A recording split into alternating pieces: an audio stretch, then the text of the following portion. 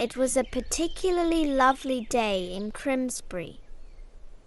The sort of day where the rain had finally exhausted itself sometime before dawn, leaving the cobblestones shining softly beneath the morning light, while the entire town smelled faintly of wet earth, lavender, and fresh bread.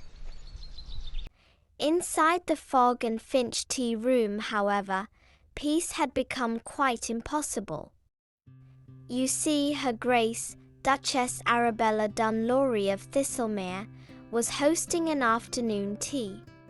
This meant Doris Puddlewick had spent the entire morning scurrying about in a state of increasingly organized panic, arranging flowers, smoothing white tablecloths, polishing teacups, and muttering anxiously about proper presentation.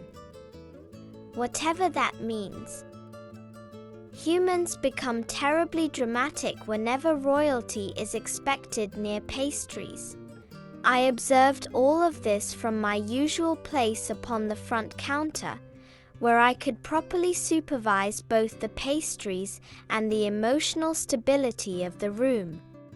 Doris hurried past carrying an alarming quantity of roses.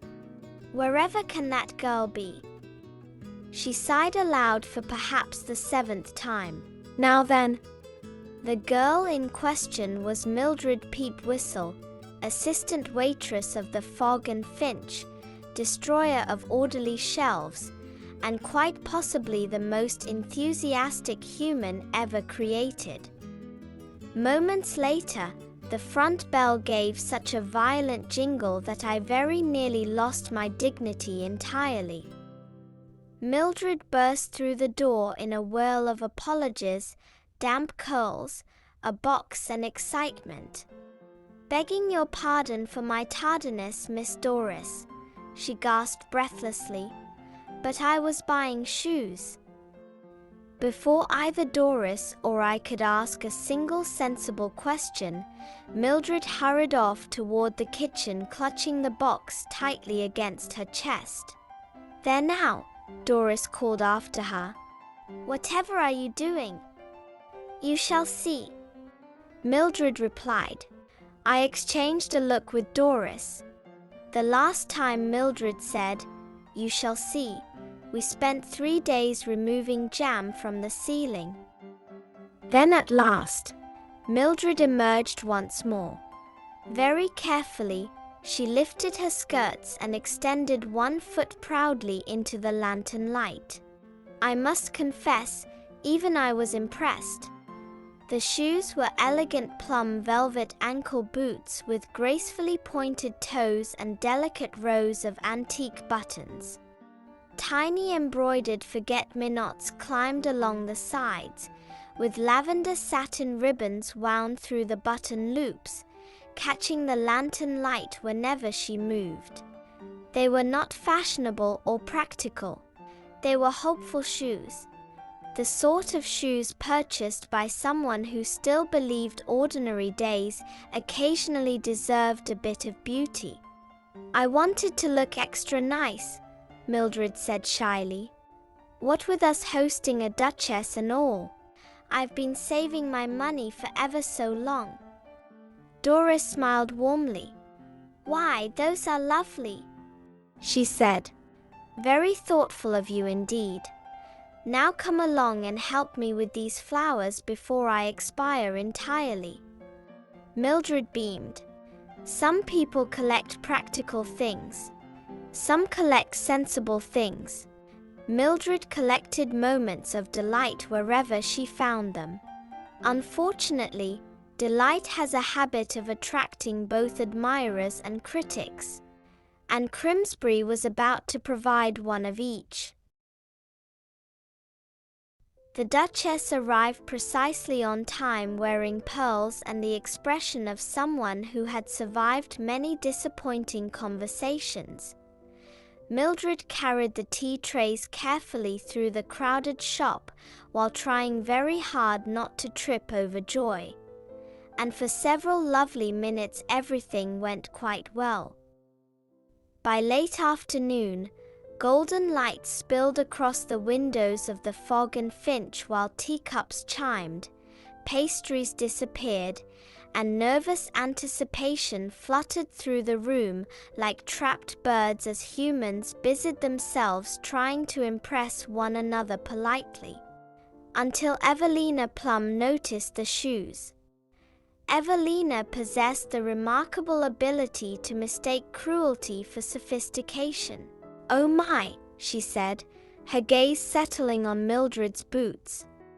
"How very expressive." The room grew noticeably quieter. Mildred paused. Evelina smiled pleasantly. One so rarely encounters footwear with such strong opinions. A few guests shifted uncomfortably. "Oh, but perhaps that's the fashion now," Evelina continued. "I've never been particularly brave when it comes to attracting attention." Several people suddenly became deeply interested in their teacups. Humans rarely know where to place their eyes when kindness is required of them. The room fell silent. Mildred stopped walking. Mildred attempted a smile. A brave little thing, small and trembling around the edges. Then she hurried toward the kitchen before anyone could see her crying properly. I followed, naturally. She sat upon the floor beside the flower tins, trying to hide the beautiful shoes beneath her skirts, as though they had somehow betrayed her. "Oh, Iris, what was I thinking?" she whispered. Then the tears arrived all at once. Mildred buried her face into my fur. And there in the warm little kitchen behind the tea shop, while rain tapped softly against the windows and the scent of lavender scones drifted through the air, she wept. Now personally, I believe very strongly in the healing properties of purring.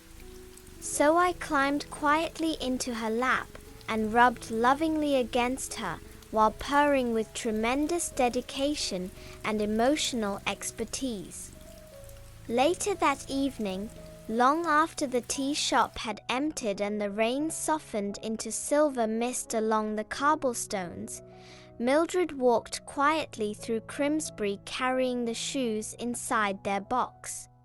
The town had grown hushed in that peculiar evening way it sometimes does, as though even the buildings themselves had become sleepy.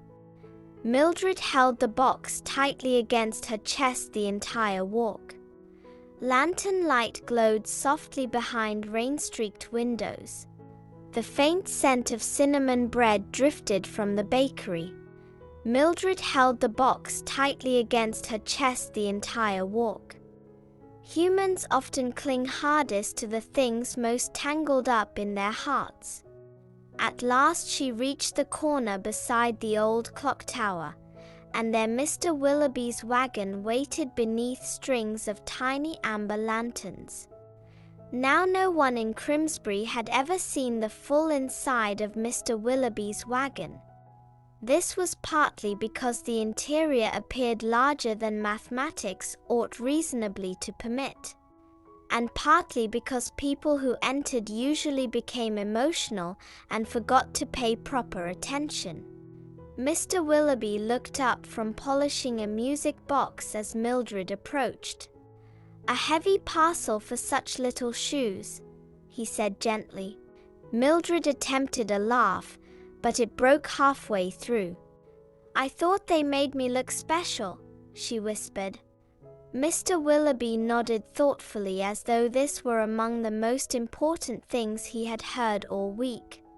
"Well," he said softly, "they certainly accomplished that." Mildred looked down at the box in her hands. "I think perhaps someone else ought to have them now." For a moment, only the rain answered. Then Mr. Willoughby said, "You know, anyone who mocks delight has usually forgotten how badly they need some themselves." Mr. Willoughby's eyes twinkled faintly. "And personally," he added, I wouldn't trust anyone who feels threatened by cheerful shoes." To Mildred's evident surprise, a small laugh escaped her.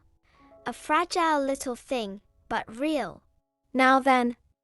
I should mention that at this exact point in the evening, elsewhere in Crimsbury, Miss Evelina Plum was discovering an extremely disagreeable mouse inside her pantry cupboard.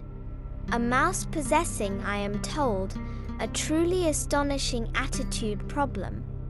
What connection this may or may not have had to certain earlier events involving a damp alleyway, half a lavender scone, and my own temporary disappearance shall remain entirely speculative.